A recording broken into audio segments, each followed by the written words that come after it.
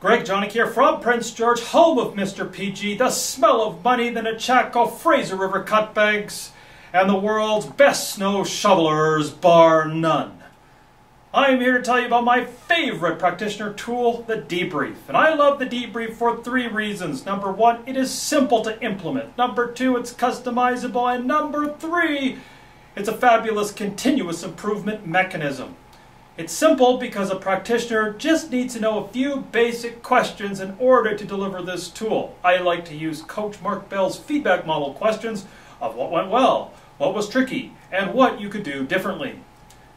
The Debrief is customizable because it can be used in a variety of ways. For example, you can gather your group up to a flip chart and do a team brainstorm, or you can have them individually reflect and then do your group work, similar to what you do for a challenge wall.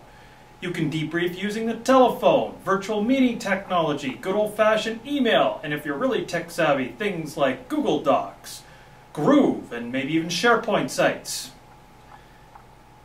But the clincher here is how effective this tool is because it forces a team or individual to think about what they did and what they could do better. And powerful things happen when people are thinking and reflecting and having conversation about that topic.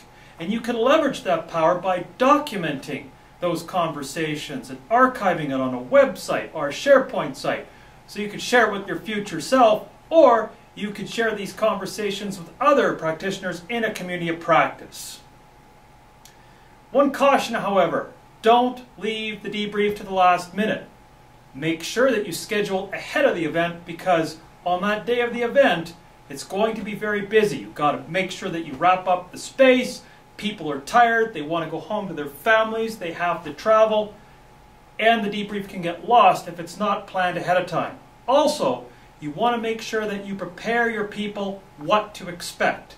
This is not a blame game session. You want to communicate that instead, this is a tool to maximize and motivate future performance.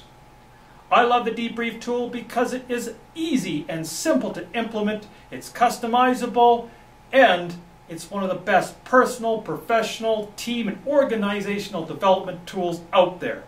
So I challenge you to incorporate the Debrief into your practice. And if you do, I'd love to help. Give me a call. I can be reached through other ways as well. So practice hard and get debriefing.